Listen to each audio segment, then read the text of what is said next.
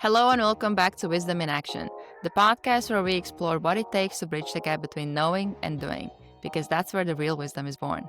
I'm Austra, a Brazilian coach and podcast strategist, and I created this space to have honest conversations with real experts and bring you practical insights you can apply, not just think about. Today we're joined by Frantz, a divorce and transition coach, endurance athlete, and former outdoor educator who helps people rebuild identity, confidence, and purpose after major life shifts through life's daily adventures. Alan, welcome to Wisdom in Action. Thanks so much. I'm glad to be here. Just had the world's best cup of coffee and ready to talk about turning some knowledge into doing. Yeah, love it. So to start us off, what is one piece of wisdom that changed everything once you started applying it? Oh my goodness. It's not waiting to be ready to start doing things, to understand that courage comes before confidence. So I have to be willing to do the thing that is difficult in order to carry the confidence from that action into the next one.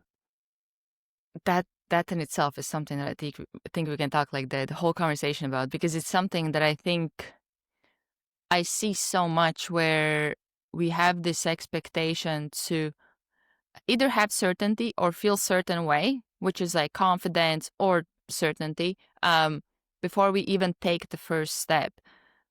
What has helped? How did you even get to this realization? Because that realization alone is so profound. And what would you say to somebody who's in a place where they know they want to take the first step, but they don't feel ready, or there's something that is holding them back? I think my background in outdoor education, initially in mountaineering and later in ultra marathons or endurance sports, helps in that I know where I want to get, whether it's a mountain peak, whether it's the end of a trail, whether it's the end of a race. And I know that I can't just do it all in one piece. And so I know that there are building blocks that lead up to that. Before I can run 50 or 100 miles, I have to run 3 or 4 miles, and I have to do that repeatedly. So I think that helps. I think I am naturally drawn to activities where the outcome is unknown. Running a half marathon, I know that I could probably walk it. And so while it's super hard, I don't want to belittle people who run half marathons. I mean, it's painful to run a half marathon because you have to go all out all the time. But I like the idea of being on the start line and not being sure of the outcome. To me, that's appealing. And so I think I use this outdoors thing as both a metaphor and as motivation. So I know that before I get to the top of the peak, I have to start at the trailhead. And before I get to the trailhead, I have to drive there. Before I drive there, I may have to get off the plane. Before I get off the plane, I have to get on the plane. But before all of that, and where I tend to meet most of my clients is, before I do all of that, I got to buy the ticket. And just clicking send on buying the ticket, that's the big step.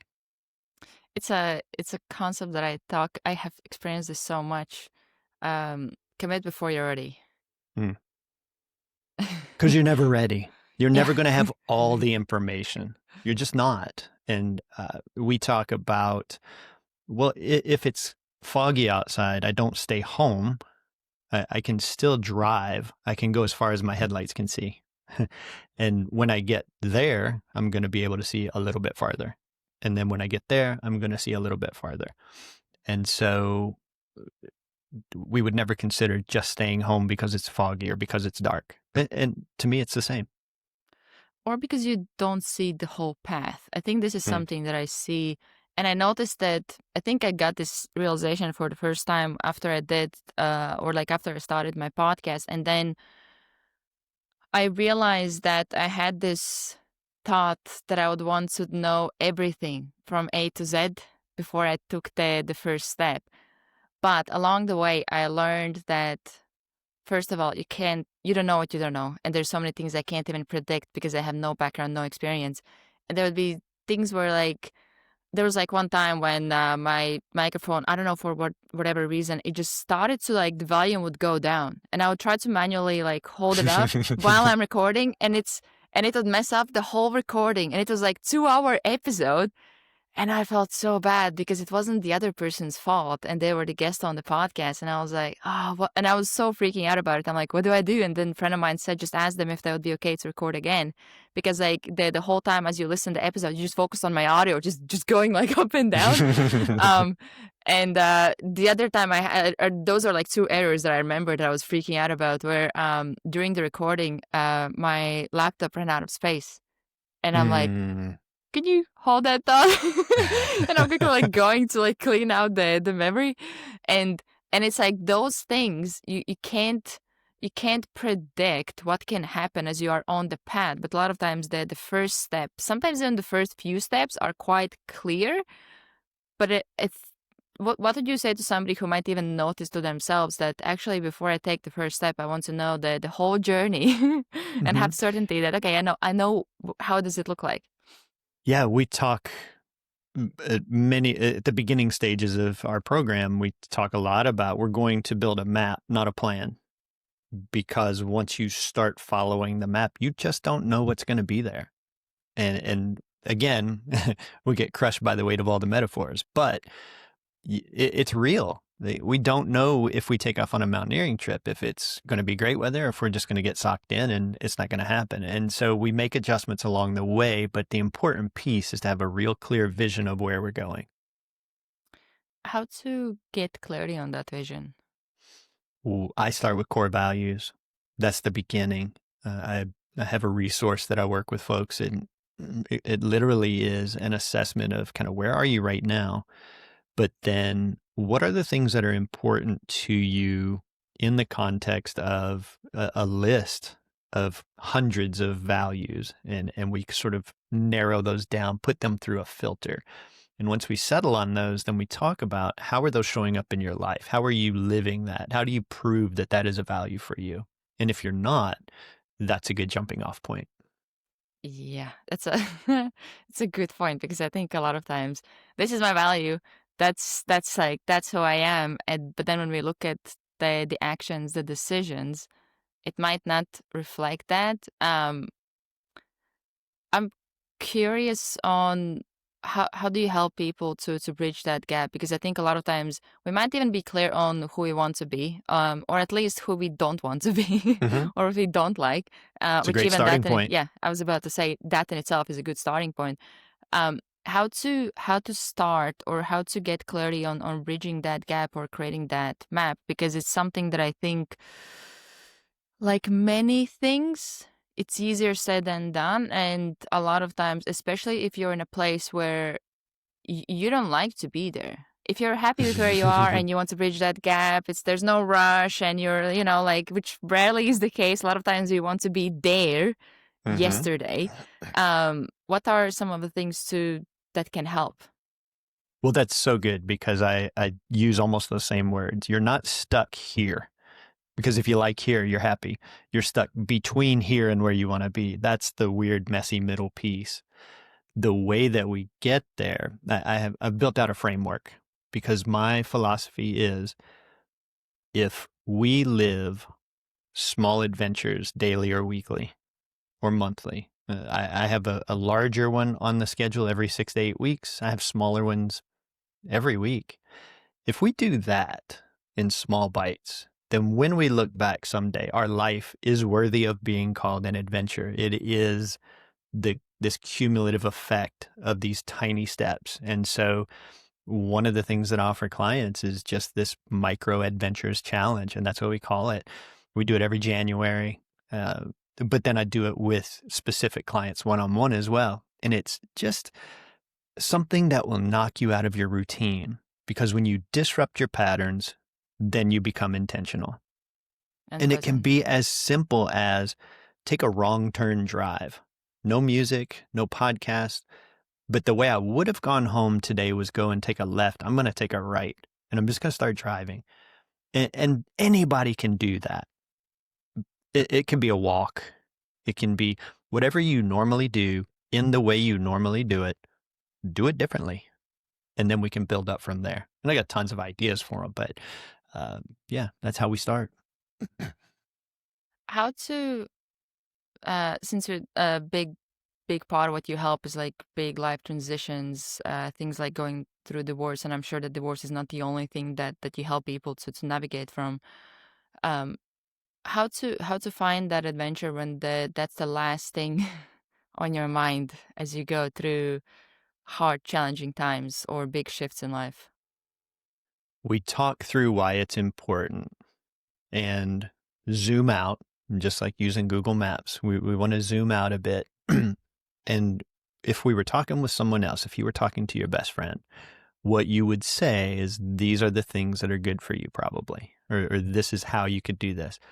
We can't do that for ourselves. One of my favorite sayings, you can't read the label from inside the bottle. And that's why I'm here. I'm here to help you with that perspective, and also to hold you accountable in the most loving way, non-judgmental way possible, but to help you understand that it is your job right now to do this next thing. I'm going to ask you tons of questions and let you decide what it is. But if you were happy, you wouldn't be talking to me right now. And so use me as that resource. I'm here to do that with you and for you. And so I give the gentle nudges. I give the reminders. Instead of a text, I like to do voice notes, right? Because I want them to hear my voice. I want people to know that I'm actually here rooting for you. This is not some AI generated plan. I am invested. And so let's be invested together. And holy smokes, like, the world is huge. There's everything to be done. And as far as I know, we get one shot at it. We blend a lot of Stoic philosophy in what we do. You touch on topic that I think is quite important with going through challenging times, which is taking responsibility. Because I think it's easy to fall into the blame game or victim trap as you go through hardships or challenging experiences. What can help to take responsibility? Because sometimes it can feel like such a heavy weight to take on. I think it feels that way once or twice. I think, like anything, once we practice it, we realize that the weight gets lifted when we take the responsibility. Most things are hard the first time, and second time and third time. It's a matter of building the routine in. Now, you have to check your ego. We have to get that out of the way. Yeah. I'd like to think that I'm a pretty good model for that. Like, I'm pretty good at apologizing. It's not about me. I talk about that lots. And so if I can do it in front of you as a model, then hopefully you feel comfortable enough to be like, yeah, this is the way. Yeah, I think it's something that I actually agree with, taking that responsibility. The more you do it, the more one, it's not that it gets, I don't know if it gets easier or not, but you get better at it for sure. But also you start to see how it actually can empower you once you do it. Yeah. And how do we actually build connections? We have to be vulnerable. Yeah. I can't put up a facade for you and expect that we are ever going to really be connected. And so when I take that chance with you, we then communicate better, we connect better, and we are so much more likely just to be honest with each other. Actually, I don't know if this is off topic or not, but I'm curious on the vulnerability for men, because I think that's something that for women still, I don't think it's easy for anybody, but I think for men there is this stigma behind, like, oh, you have to be strong, you can't have any problems and no emotions, nothing. How have you been navigating the vulnerability, and do you have any advice to men listening? This is incredibly on topic. Something that I am developing right now for middle schoolers is a curriculum based on this notion of how do we step into masculinity? Because what people now call toxic masculinity is not masculinity. And I don't know how you feel about words on this podcast, but that's just being an asshole a lot of times. Oh, yeah. Say whatever you want. And okay. And so stop giving those people claim of the word masculinity, because it's not. You were just being a jerk. So what I have done, and I belong to a men's circle, we meet once a month, and these are men who are vulnerable. They lead their families. They know how to be wrong. They know how to take chances, and they know how to care about other men. And we don't always have that. So if we, especially, let's be honest, people who look like me, can be that model for younger men, then they won't feel like they have to behave in all of those ways that diminish others, that objectify others, but instead understand that leading people is being a protector. And so we don't punch down. We don't make fun of people who are already marginalized. And we can be collectively better by just being better for those that are younger than us. That's my belief. I definitely agree with that. I'm curious, how do you, because like I've been a part of the podcast Magnetic Masculinity podcast. So like we have talked a lot, and I Mm-hmm. have looked a lot into like the masculinity, and in some ways how I think a lot of men actually are underserved when it comes to all these topics, or they might not even have the concept of looking for help or reaching out for help, Yeah. because it's just not a thing. It's not something that is in their reality.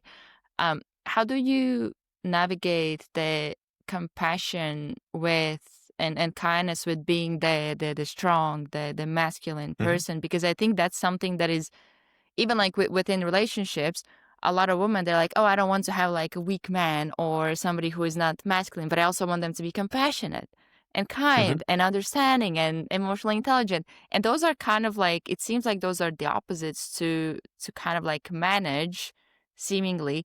So I'm curious on like, what is your experience, or some people that Mm-hmm. you have worked with when it comes to this? Yeah, I disagree. I think that being caring is super courageous because it steps outside of the mold of what people expect and what people think you should be. I think anytime it's easy to follow. The loudest voice in the room, the emptiest barrel makes the most noise. Yeah. That's not necessarily the person you need to be following. Just because someone says something with conviction doesn't make it right. And you know if it resonates with you or not. But if you're willing to go along with that, that's just assent. You've claimed their belief. And so to me, standing up for those things that matter to you, it takes way more courage. And you learn to set boundaries with people, have those difficult conversations with the loudest mouths, and you can do it gracefully. You can be courteous, and you should be, because it's okay to disagree. But but again, I think modeling that, and it's really hard. I've not always been that way. I do speak directly, but I have not always been patient or graceful. I've always been curious, but I don't know that I've always had the words to have those conversations well. And that kind of growth, to me, claims more of our humanity, not less. Even in the communication, like that's a big thing that I have noticed, because I think unknowingly I have been studying communication probably like the longest I know, because sometimes like there's people that come to me where they're like, how do I answer to this person? How do I say, or like how do I kind of like, they know what I want to say, and and they will tell me kind of what they think they want to say, and I will be like, what you're about to say is going to make this person feel bad, even though I have Mhm. good intentions. And that's where it's like a lot of times it's not just what we say, it's how we say it.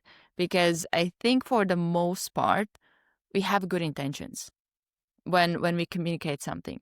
But the way we communicate it, whether there's like ego involved, or we are agitated or emotional in that moment ourselves, or there's something that like we're hurt about, and that might come out in the way that we deliver the message. It's something that I think communication and relationships is one of the uh it's kind of like Andy Frisell said. I have heard him say that if you want to have the best business, or the best self-development tool, start a business. And I think it's the same, like if you want to understand yourself the best, if you want to work through most of your shit, Mhm.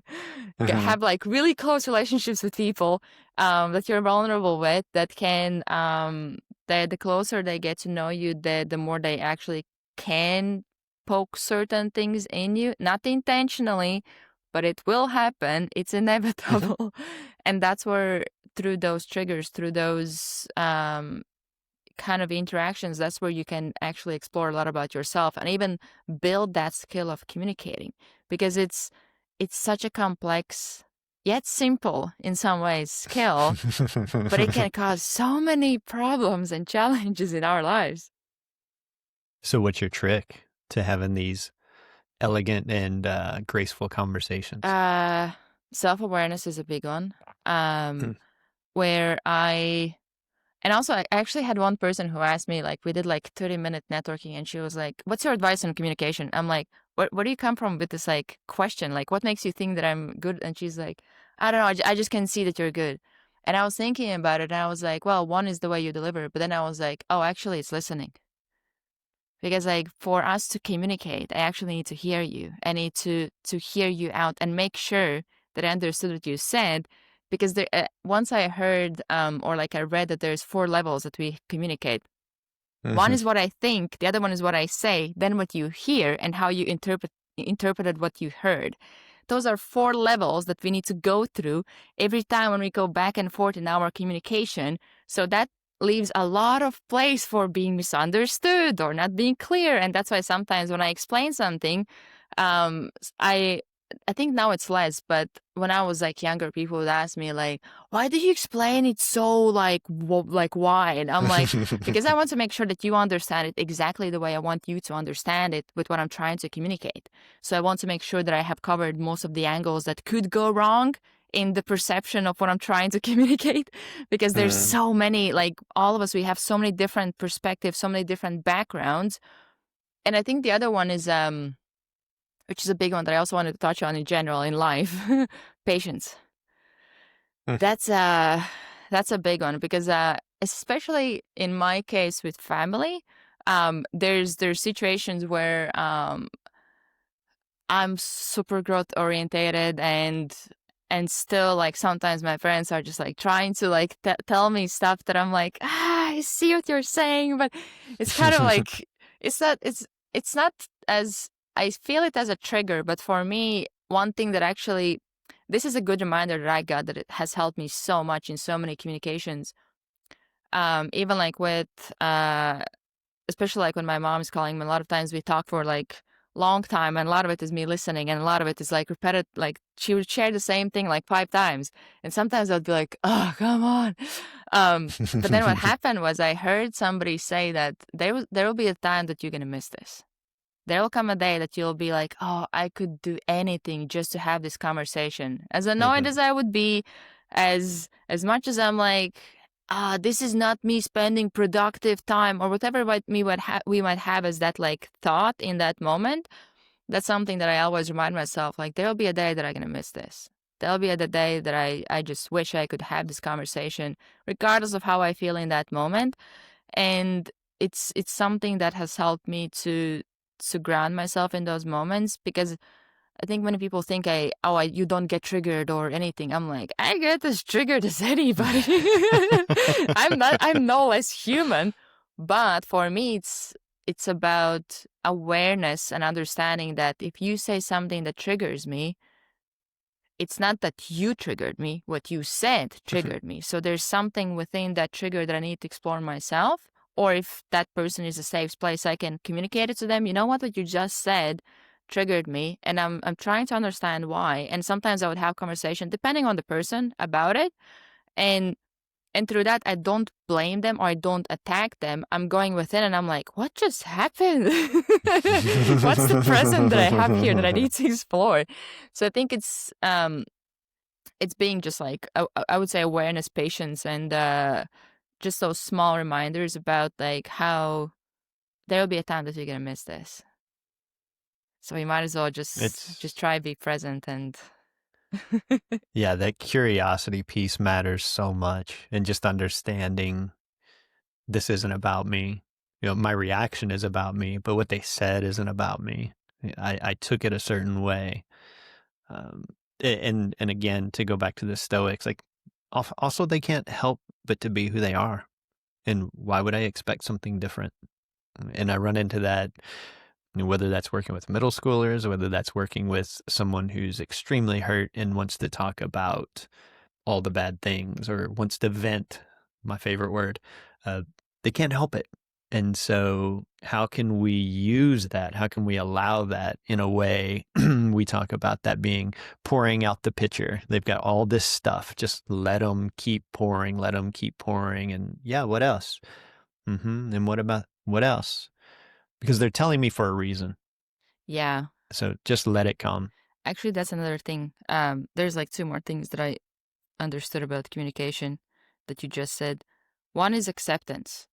One thing that I have learned or I have realized, I have stopped trying to change people. I'm trying to meet them where they're at.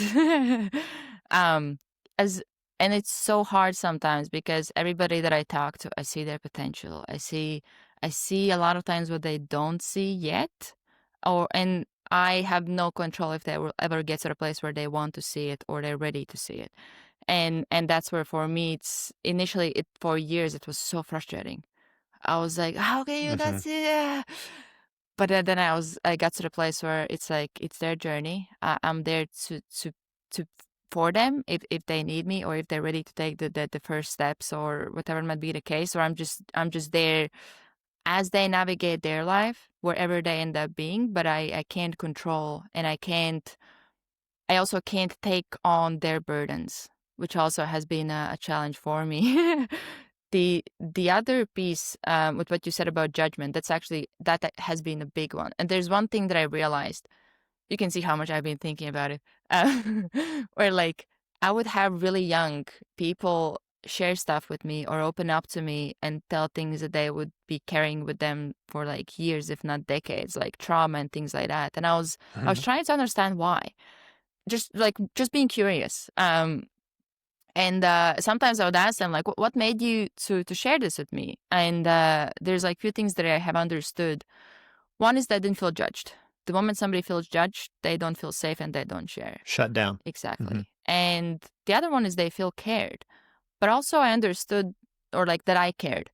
I also understood that it's about the curiosity piece of what happens when I'm curious. It's like I have this blank page. There's no my story, my experiences, my perceptions, what I think about them, what's best for them, whatever. I have a blank page. I ask them questions. I gather information. And what happens by the time I have gathered information, that's when it's like right, wrong, good, bad. But by the time you have gathered information, there's no judgment because you understand. There's nothing to judge once you actually understand the person, where they're coming from or what's their perceptions. It's more like, oh, makes sense. Yeah, their experience is not my experience. Exactly. So of course we would have made different choices. Exactly. I also wanted to touch on the importance of discomfort, challenge, and finding good in it versus, or maybe even like looking for it intentionally versus avoiding it.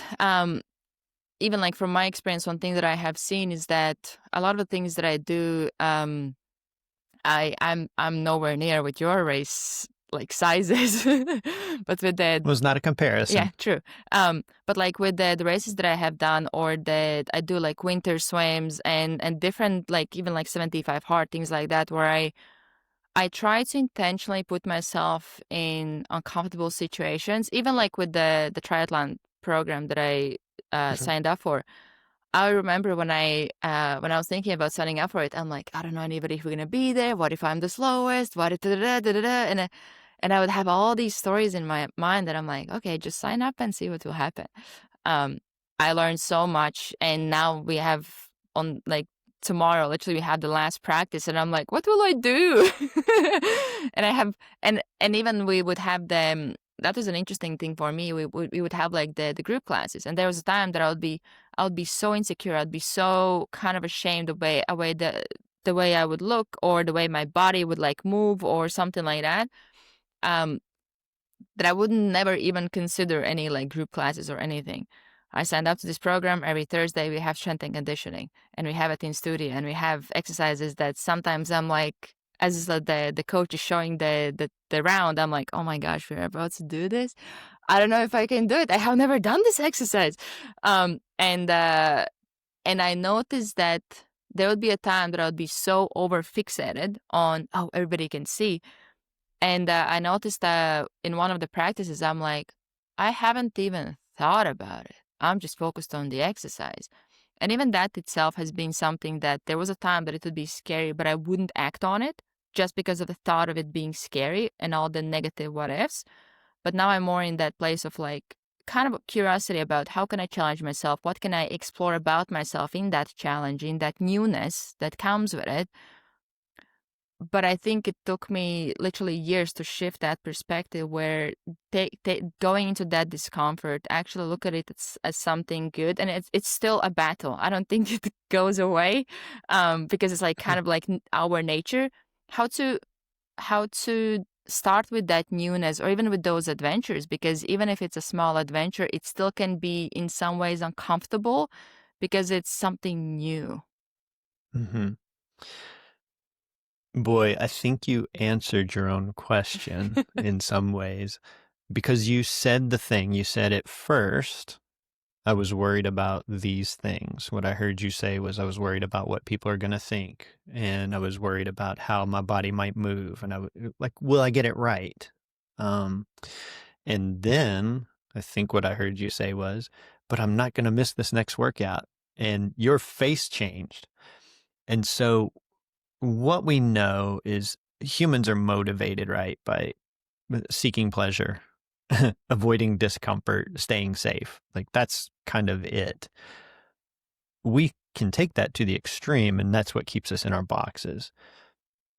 And so my job then is to describe exactly what you just went through, that it's hard once or it's hard twice, but that spotlight effect, that feeling like that everyone is watching me goes away when we discover purpose. In doing that thing that was challenging for you, you did a couple of things. One, you gave yourself a purpose. You did things with intention. I'm going to schedule around this 75 hard, or I'm going to schedule around these lessons that I have. So you had a something to work towards. And then you reframed like what matters to you. And so it didn't really matter what everyone else was doing. What mattered was that you kept promises to yourself, that you did the things that you said you were going to do. And then the other thing you did is you reset the bar on what is hard. Going on a solo journey to a conference or a coffee shop and engaging with 3 people is hard for some people for a while. And then you've done it.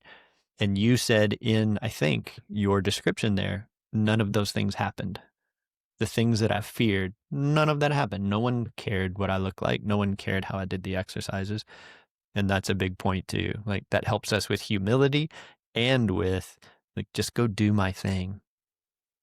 Yeah, and it's I think the interesting piece is that um, we have these stories, which is partly why the other podcast I have it's called Chase the Impossible.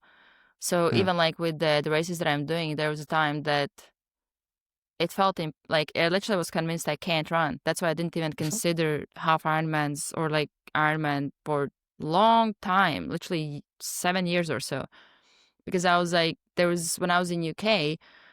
I had I was in like personal trainer course, and there was one guy who we had this deal where every week he would send me the meal prep, and I would make him Ironman program, and we would like on Sundays when he would drop off my meal prep, I would do kind of run his workout, and I remember thinking it would be so cool if I could do it, but I can't run because I was convinced that I just can't run long distances, and on top of it, I had doctors tell me I can't run because I had some back issues with basketball, and then I literally, like, 2 years ago, watched movie Brittany Runs Marathon. And I was like, well, if she can do it, I probably can as well.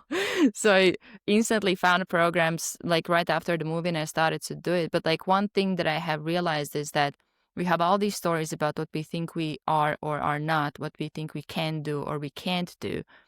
and we literally listen to them to the point where we get ourselves stuck, or we might even make ourselves do something that might not be aligned with us just because of that instilled fear that we might got from however long ago, where it might not even be true, but we don't stop to question it or challenge it, and then the next to like chase it and try to. And I love this perspective of proving yourself wrong. Whatever you think you can't do, or like I can't run. Well, prove yourself wrong. At least try. You didn't always believe that. You just said something. You said instilled fear. And it is. You weren't born with that belief. When you were a kid, you ran. You just did it. Yeah. And I think it's really important. I sometimes express things in the dumbest possible way, but humans can do that. And I'm a human. I can do some form of that, but I can't do it right now. Literally, like right now, I can't go out and run 50 miles. I cannot be that person until I start doing the things that person does. And that is true of if I aspire to do something that someone else is doing, it also applies for what I want to do. And so we have to start with that vision piece. What does that person do? And what ways can I start doing those things? I always say we're a verb, not a noun. So you can change that at any time. And if I want to be an ultra marathon runner, then today I need to go out and get some miles, whatever they look like, because now I'm being that thing. I'm not wanting to do that thing.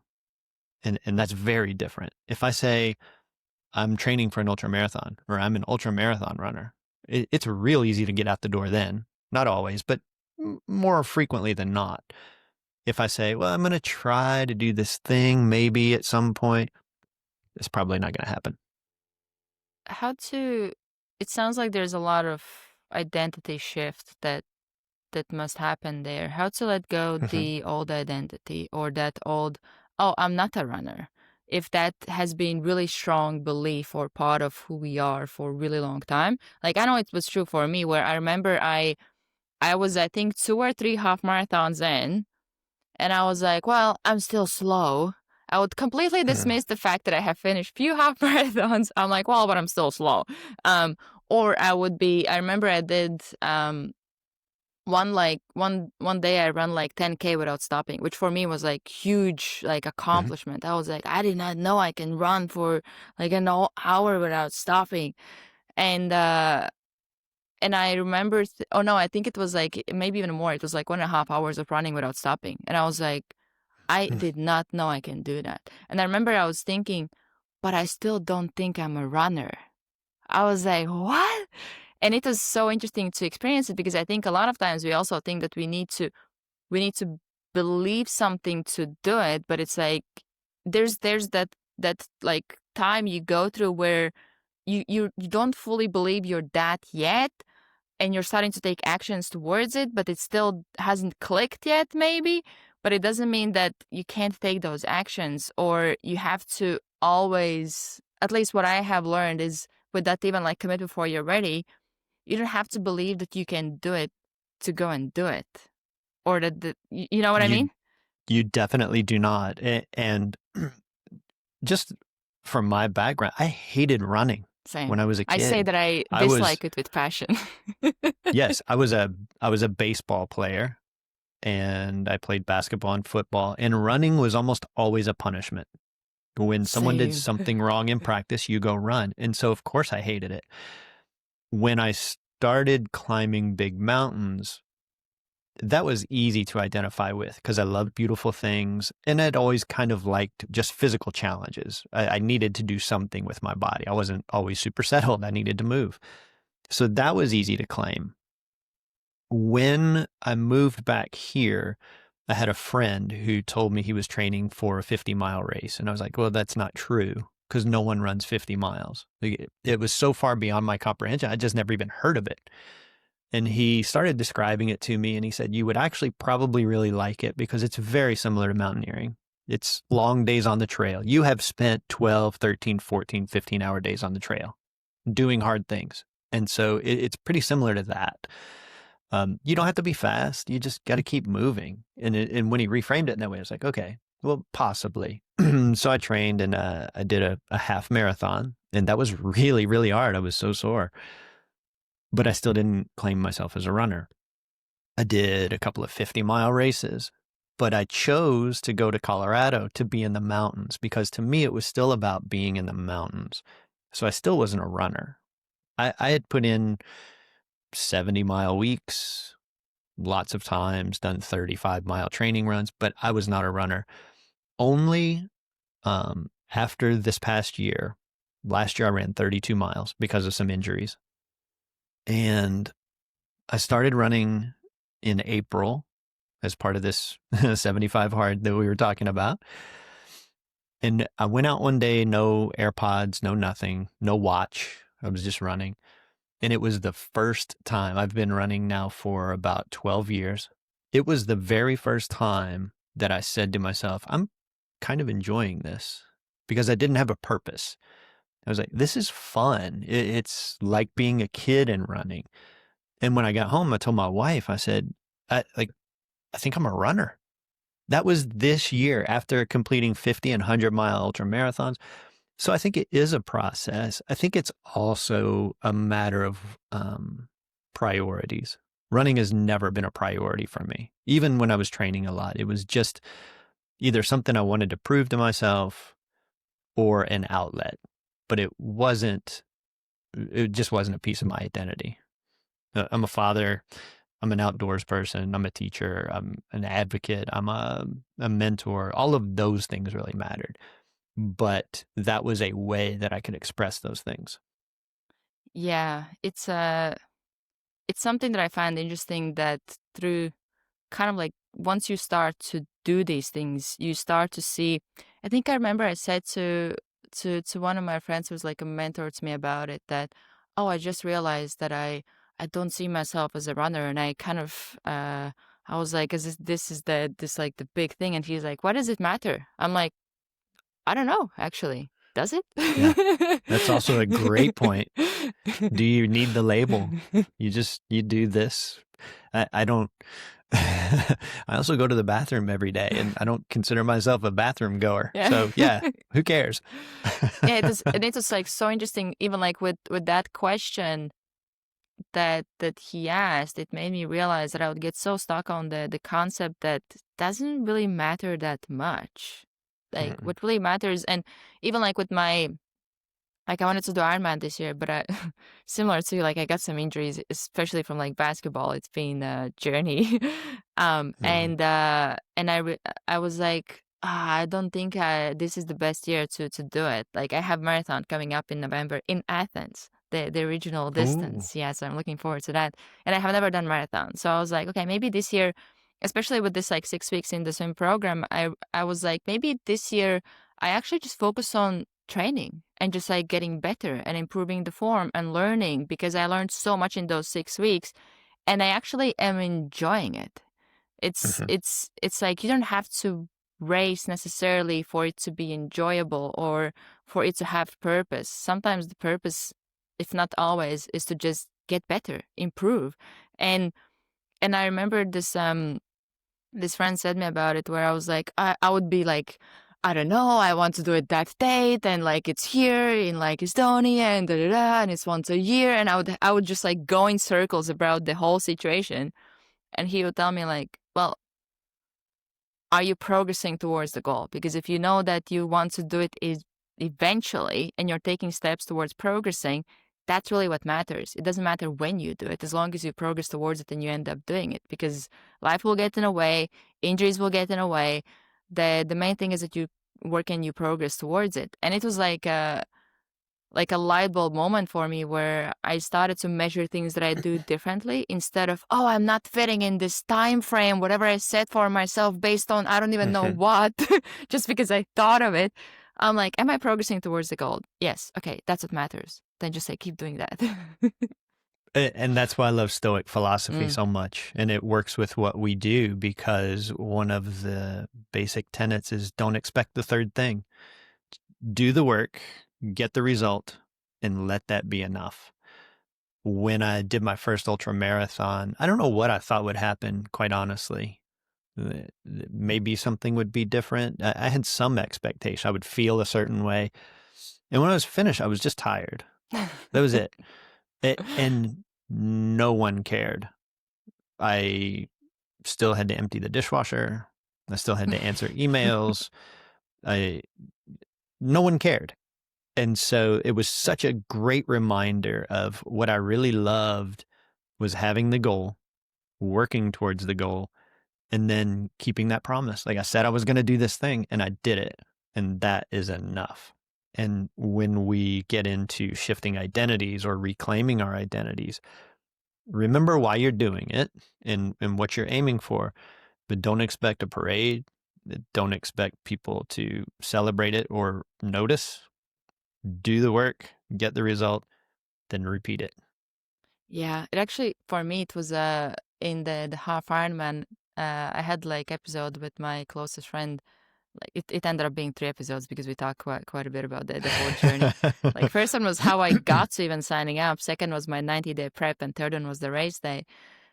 And there was a question that one of the followers was submitted about what was my favorite part about it.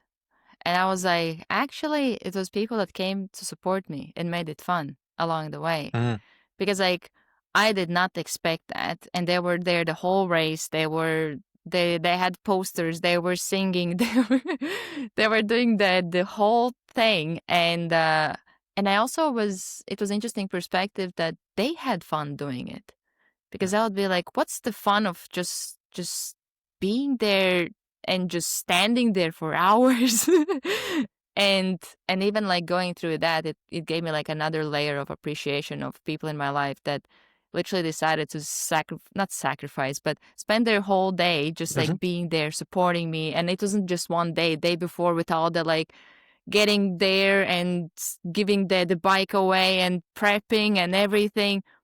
They made it way more enjoyable and way more fun. So that's why for me, for longest time, a lot of the introspection and work and everything I would do, the runs and workouts, a lot of it would be just by myself going within. But then I realized it doesn't have to be just that. You can have both, where it's just you, but then also you have company. Even like with my cold swims, like I have some teammates join in, or some like family members join in, or some friends where we go and suffer together. That's bonding. Exactly. That's how we really connect. Community matters. Yeah. It really matters. Our group coaching programs are probably where I see durable results, things that continue on. Because when people care about your success, it's not this idea of manifesting. I'm going to throw it out in the universe and then it's going to come to me. That's not it. It's when you speak it and other people hear it, they're going to help you. They want you to accomplish all the things. And so if I say, I really want whatever the thing is, I'm working towards writing a book. Well, now all of a sudden I had no idea that I know 7 or 8 people in my network that have all written books. And they're like, oh, well, let me help you with this. Did you know this? Did you know that? I'm like, oh, it's incredible. That's how it works. It's not some frou-frou magic. It's like, just tell people what you want, what you're after, because people really want you to succeed, especially if they're somewhere in your shoes or adjacent. Yeah. Or they have come out on the other end and they have done it or achieved it or overcome it. That's partly why I love to do this podcast, because first of all, I learn a ton. So I know that anybody listening will learn a ton Always. as well. But that's where like you can get those nuances of somebody's experience, especially if they have done it for a long time. They know the nuances of it, so they can go into them and explain to you. Like I had on the other podcast, I had sleep expert on, where I would ask him a question and he would answer all the follow-up questions I had because I'm sure he has said them enough times that he knew what's coming, but he knew topics to touch on that would be really simple and really easy to understand. And through that, that's how we can then learn and then apply it to our lives and avoid not all the setbacks, but we can avoid some mistakes that we might make along the ways. which actually, before we close out, the other thing I wanted to ask you about was that you mentioned that the injury, and I wanted to touch on how to navigate setbacks and going through things or experiences where you have fallen down, or there's some setback, there's some failure, something doesn't go according to the plan, or life happens. What would be your advice there? My answer to most things is to start by zooming out. It also is, in some ways, you do need to release your identity from that. So I guess for me, it was helpful to not claim myself as a runner, because then when I had to take a year off, I was like, oh, it's okay. I have other things I can do. But I also think that this notion of the gap and the gain is really important. So that's a really good time to pause and look at what you have done. So I can't do this right now, but where was I this time last year? Where was I this time 2 years ago? I've got all of this built up. I don't have to get everything exactly right now. I've got all of this stored up memory of what I've learned, how I've progressed, how I've gotten better. That's not going to go away.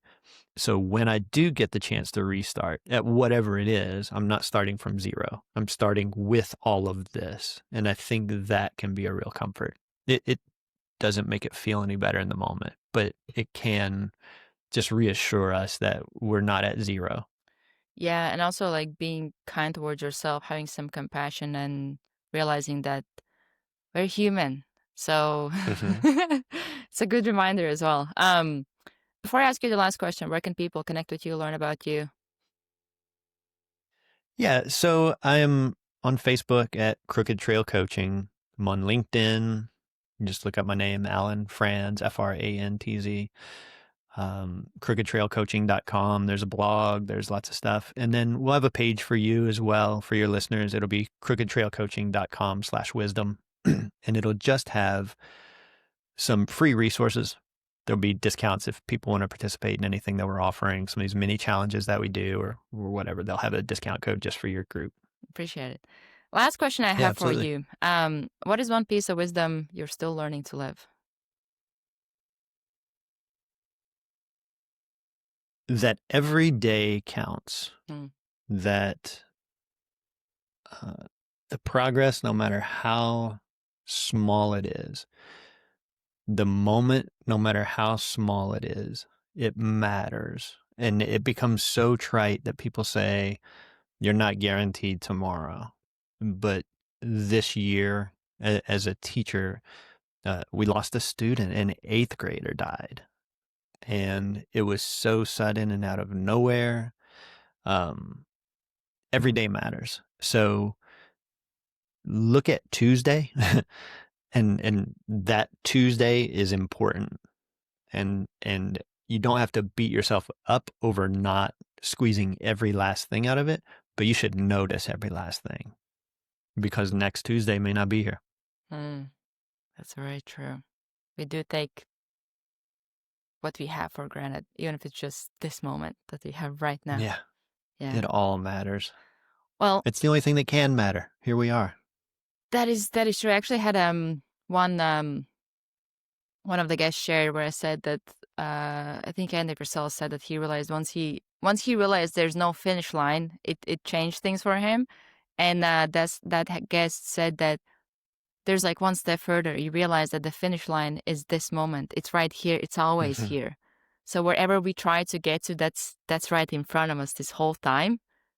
We just focus on future, past, whatever, and we're not present. But Alan, thank you for coming on, sharing your wisdom. This was really insightful conversation. I'm sure I'm not the only one that got a lot of value out of it. So good to be here. Thank you so much. And to all of the listeners, if any of you are an expert with 20+ years of experience and you want to come on, share your wisdom, there will be details below. And if you want to start your podcast, get help with managing your podcast, or get on more podcasts yourself, there will be details below as well. Thank you for tuning in, and we will see you in the next episode.